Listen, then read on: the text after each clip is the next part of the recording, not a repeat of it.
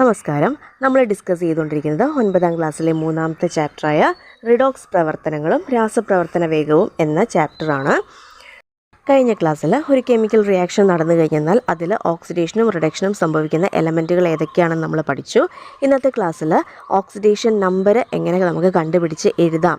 ഒരു chemical reaction തന്നു കഴിഞ്ഞാൽ അല്ലെങ്കിൽ ഒരു കോമ്പൗണ്ട് തന്നു കഴിഞ്ഞാൽ ആ കോമ്പൗണ്ടിൽ ഉള്ള ഒരു എലമെൻറ്റിൻ്റെ അല്ലെങ്കിൽ ഒരു ആറ്റത്തിൻ്റെ ഓക്സിഡേഷൻ നമ്പർ എങ്ങനെ നമുക്ക് കണ്ടുപിടിച്ച് എഴുതാം എന്നുള്ളതാണ് ഇന്നത്തെ ക്ലാസ്സിൽ നമ്മൾ ഡിസ്കസ് ചെയ്യുന്നത്. നമുക്ക് ക്ലാസ്സിലേക്ക് കടക്കാം. ഓക്സിഡേഷൻ നമ്പർ കണക്കാക്കുന്ന വിധം. ചില മൂലകങ്ങളുടെ സാധാരണ ഓക്സിഡേഷൻ നമ്പർ പട്ടിക നൽകിയിരിക്കുന്നു. ഹൈഡ്രജൻ, പൊട്ടാസ്യം, സോഡിയം ഇവയുടെ മൂന്നെണ്ണത്തിൻ്റെയും ഓക്സിഡേഷൻ നമ്പർ +1 ആണ്. ഏതൊക്കെയാണ്? Hydrogen, potassium, sodium. കാൽഷ്യത്തിൻ്റെത് +2, അലൂമിനിയത്തിൻ്റെത് +3. Calcium +2, aluminium +3. അടുത്തത് ഫ്ലൂറിൻ, ക്ലോറിൻ, ബ്രോമിൻ, അയഡിൻ ഇതിൻ്റെയൊക്കെ ഓക്സിഡേഷൻ നമ്പർ -1 ആണ്. ഏതിൻ്റെയൊക്കെയാണ്? ഫ്ലൂറിൻ, ക്ലോറിൻ, ബ്രോമിൻ, അയഡിൻ്റെയൊക്കെ ഓക്സിഡേഷൻ നമ്പർ -1 ആണ്. ഓക്സിജൻ്റെ ഓക്സിഡേഷൻ നമ്പർ -2 ആണ്. ഓക്സിജൻ്റെ ഓക്സിഡേഷൻ നമ്പർ -2. ഇനി നോക്കുക, ഒരു സംയുക്തത്തിലെ ഓക്സിഡേഷൻ നമ്പർ അറിയാത്ത ആറ്റത്തിൻ്റെ ഓക്സിഡേഷൻ നമ്പർ എങ്ങനെ കണ്ടെത്താം എന്നുള്ളതാണ് നമ്മൾ പഠിക്കാൻ പോകുന്നത്. H2SO4 സൾഫ്യൂരിക് ആസിഡ് ആണെന്ന് നമുക്കറിയാം അല്ലേ. സൾഫ്യൂരിക് ആസിഡിൽ സൾഫറിൻ്റെ ഓക്സിഡേഷൻ നമ്പറാണ് നമുക്ക് കണ്ടുപിടിക്കേണ്ടത്. ഹൈഡ്രജൻ്റെയും ഓക്സിജൻ്റെയും ഓക്സിഡേഷൻ നമ്പർ നമ്മൾ ആ പട്ടികയിൽ നിന്ന് നമ്മൾ പഠിച്ചായിരുന്നു അല്ലേ. ടേബിൾ നമ്മൾ കണ്ടായിരുന്നു. ഹൈഡ്രജൻ്റെ ഓക്സിഡേഷൻ നമ്പർ +1ഉം ഓക്സിജൻ്റെ ഓക്സീകരണാവസ്ഥ -2 ആണ്. നമുക്ക് കണ്ടുപിടിക്കേണ്ടത് ഏത് ആറ്റത്തിൻ്റെ ഓക്സീകരണാവസ്ഥയാണ്? സൾഫറിൻ്റെയാണ്. നമുക്ക് അറിയില്ല, സൾഫറിൻ്റെ ഓക്സിഡേഷൻ നമ്പർ നമുക്ക് അറിയില്ല, കണ്ടുപിടിക്കണം. അങ്ങനെ കണ്ടുപിടിക്കേണ്ടതിൻ്റെ ഓക്സിഡേഷൻ നമ്പർ നമ്മൾ X എന്ന് കൺസിഡർ ചെയ്യണം. സംയുക്തത്തിലെ ആറ്റങ്ങളുടെ ഓക്സിഡേഷൻ നമ്പറുകളുടെ തുക 0 എന്നാണ് നമ്മൾ പഠിച്ചിട്ടുള്ളത്. സംയുക്തത്തിലെ ആറ്റങ്ങളുടെ എല്ലാം ഓക്സിഡേഷൻ നമ്പറുകൾ കൂട്ടിക്കഴിഞ്ഞാൽ നമുക്ക് 0 കിട്ടും. ഇവിടെ നോക്കുക, സൾഫ്യൂരിക് ആസിഡ് H2SO4 ഹൈഡ്രജൻ്റെ 2 ആറ്റം ഉണ്ട്. അപ്പോൾ 2 ഇൻറ്റു ഹൈഡ്രജൻ്റെ ഓക്സിഡേഷൻ നമ്പർ അതായത് +1 എഴുതി കൊടുക്കുക. അപ്പോൾ 2 ഇൻറ്റു +1. 2 എവിടെ നിന്ന് വന്നെയാണ്? H2ലെ 2 ആണത്. 2 ആറ്റം ഉണ്ടെന്ന് ഇൻഡിക്കേറ്റ് ചെയ്യണം. അപ്പോൾ 2 ഇൻറ്റു +1 പ്ലസ് സൾഫറിൻ്റെ ഓക്സിഡേഷൻ നമ്പർ അറിയില്ല നമുക്ക്, അത് X എന്ന് നമ്മൾ എടുത്തിരിക്കുന്നു. പ്ലസ് ഓക്സിജൻ എത്ര ആറ്റങ്ങളുണ്ട് ഇവിടെ? 4 ഓക്സിജൻ ആറ്റങ്ങളുണ്ട്. അപ്പോൾ 4 ഇൻറ്റു ഓക്സിജൻ്റെ ഓക്സിഡേഷൻ നമ്പർ -2. അപ്പോൾ 2 into +1 plus X plus 4 into -2 എന്ന് നമുക്ക് കിട്ടി. അത് എത്രയായിരിക്കുമെന്നാണ് നമ്മൾ പഠിച്ചിരിക്കുന്നത്? സംയുക്തത്തിലെ ആറ്റങ്ങളുടെ ഓക്സിഡേഷൻ നമ്പറുകളുടെ തുക 0 ആയിരിക്കും. അപ്പോൾ 0യോട് ഇക്വേറ്റ് ചെയ്യുക, =0. ഇവിടെ നമ്മൾ X എന്നേ എടുത്തിട്ടുള്ളൂ സൾഫറിൻ്റെത്, കാരണം സൾഫർ ഒരു ആറ്റമേ ഉള്ളൂ. ഇപ്പോൾ 2 ആറ്റം S2 എന്നോ മറ്റോ ഉണ്ടായിരുന്നെങ്കിൽ നമ്മൾ 2 ഇൻറ്റു X എന്ന് എടുത്തേനെ. ഇവിടെ പക്ഷേ ഒരു സൾഫർ ആറ്റമേ ഉള്ളൂ, അതുകൊണ്ടാണ് X എന്ന് മാത്രം എടുത്തിരിക്കുന്നത്. ഇനി നെക്സ്റ്റ് സ്റ്റെപ്പ് നോക്കുക. 2 into +1 +2 plus X plus 4 into -2 -8 വരും അല്ലേ, =0. അതിന് നമ്മൾ -8 + 2 കുറച്ച് കഴിയുമ്പോൾ നമുക്ക് X -6, വലുതിൽ നിന്ന് ചെറുത് കുറച്ച് വലുതിൻ്റെ സൈൻ കൊടുക്കുക. അപ്പോൾ -6 ആണ് വരിക. ഈ -6നെ = സൈൻ്റെ വലതുവശത്തേക്ക് പോകുമ്പോൾ അത് സൈൻ മാറി +6 ആവും. അപ്പോൾ X +6 എന്ന് നമുക്ക് കിട്ടും. അപ്പോൾ H2SO4 എന്ന് പറയുന്ന സംയുക്തത്തിൽ കോമ്പൗണ്ടിൽ സൾഫറിൻ്റെ ഓക്സിഡേഷൻ നമ്പർ എന്ന് പറയുന്നത് +6 എന്ന് കിട്ടി. ഇവിടെ പ്ലസ് സൈൻ ഇമ്പോർട്ടൻസ് ഉണ്ട്. 6 ഇലക്ട്രോണിനെ ലോസ് ചെയ്തു എന്നാണ് അതിൻ്റെ അർത്ഥം.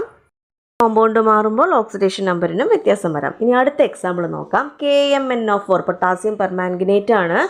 KMnO4ൽ Mnൻ്റെ മാംഗനീസിൻ്റെ ഓക്സിഡേഷൻ നമ്പർ കണ്ടെത്താനാണ് പറഞ്ഞിരിക്കുന്നത്. അതിൽ പൊട്ടാസ്യത്തിൻ്റെ ഓക്സിഡേഷൻ നമ്പർ +1 എന്ന് നമുക്കറിയാം.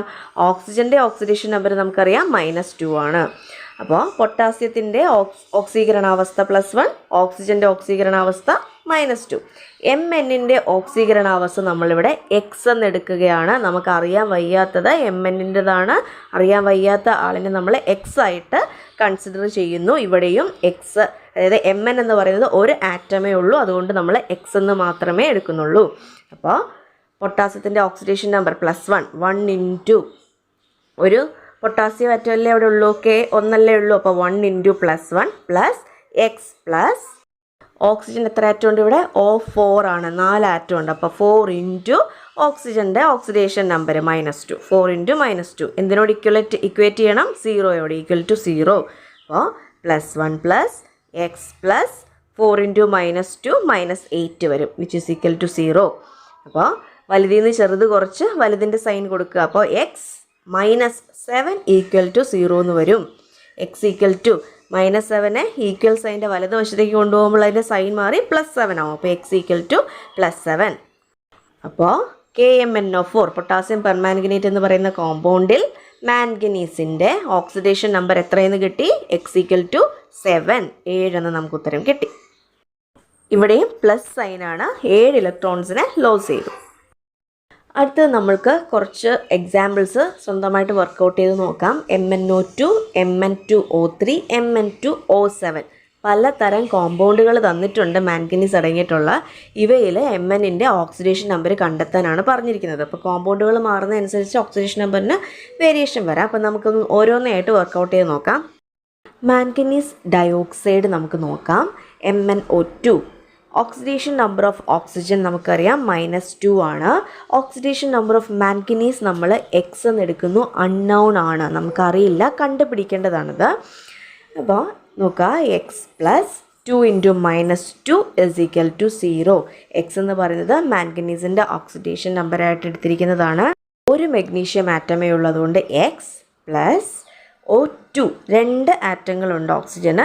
അപ്പോൾ 2 × oxidation number -2 which is equal to 0 കൊടുത്തു.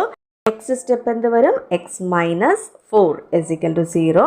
-4നെ ഈക്വൽ ടു സൈൻ്റെ റൈറ്റ് സൈഡിലേക്ക് കൊണ്ടുപോകുമ്പോൾ അത് +4 ആവും. അപ്പോൾ oxidation number of manganese x = +4 എന്ന് വരും. അടുത്തത് മാംഗനീസ് ട്രയോക്സൈഡ് ആണ്. Oxidation number of manganese x ആണ്. Oxidation number of oxygen -2.